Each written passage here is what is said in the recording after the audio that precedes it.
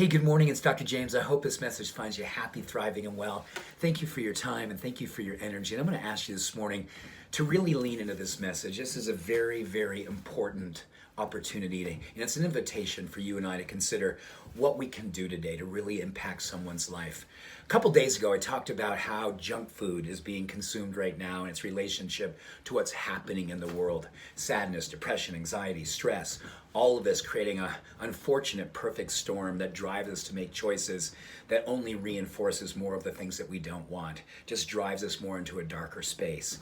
And people were asking a lot of questions. People were like, oh my gosh, I have no idea what's happening with processed foods and how it's affecting that part of our brain, the hippocampus, and its relationship to cognition and feeling good. Well, I want to do a little bit more research. This is something I want you to bring to someone that you love. And maybe not going to share this study, but hopefully this actually helps you feel like, I know someone who's going through this. Maybe it's you, but there's certainly someone in your circle, if it's not you, that absolutely needs you today. Here's what we know is that when we are going through stress, when stress is all around us, when we're going through a challenging time, and so many people right now, between loneliness and chronic stress, that we just feel like we're in an overwhelming, we have our guard up all the time. It increases our cortisol levels, which is a stress hormone, and in turn that drives down our serotonin levels, which keeps us happy and helps us to be more optimistic and positive and resilient. And when that happens, our natural response is, I gotta have some carbohydrates. And sugar is an easy and very, very effective place to go to quickly raise up our serotonin, but we know it is fleeting at best, because then it drives even more and more cortisol, more and more stress, and eventually we plummet. And when that happens, sadness, depression, anxiety becomes even deeper, and then it starts to spiral. So here's what we know. A 30-year study that was just recently completed on 10,000 men and women, we found that the average person who will start to experience more sadness, depression, anxiety, it starts to happen at the threshold of about 60 grams of sugar a day. You think, oh my gosh, 60 grams. But let me tell you something. The average American is consuming 90 grams a day. 90 grams of sugar, when 60 is a threshold for depression and anxiety and sadness, we are up here at 90. Which is reinforcing the idea that so many of us are just feeling like we're in overwhelm, and we feel sometimes we can't get out of the dark spaces, and we're looking for ways to do that.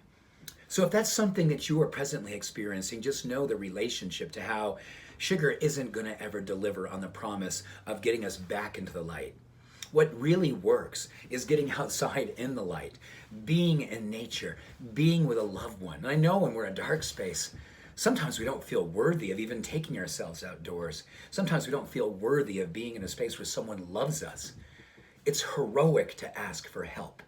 It's heroic to not be afraid to admit our vulnerabilities and compassionately unpack where it's coming from, and then ask for help, or ask for someone to stand with you and work with you, partner with you, go on a journey with you of self-care. And if you know someone who's going through this experience, you know someone who's medicating with sugar, going through a very dark time, can't seem to find a way to ask for help, that's our responsibility. Let them know about what's happening with food. Let them know about what we can do. And here's what's so beautiful. We know that serotonin can be raised just by you being present with someone that you love. And that's not lecturing them, that's not preaching, that's just being with them, being a listener, being present, hiding your phone, making eye contact, holding their hand, hugging them, just letting them know that you care, let them know that you see them.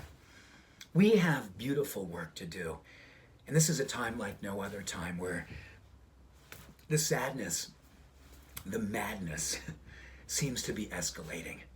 But we have a relationship spiritually, emotionally, physiologically, neurochemically, and we are healers. And we can do healing work today with ourselves and with everyone that we know needs someone to be seen. We can lay eyes on them. We can be the change we wish to the world. We can bring the light. Let's together decide today, this is our time to rise up as one. Thank you. Thank you for being a part of this movement. I see you. I believe in you. I love you. And I'm appreciating you. Thank you.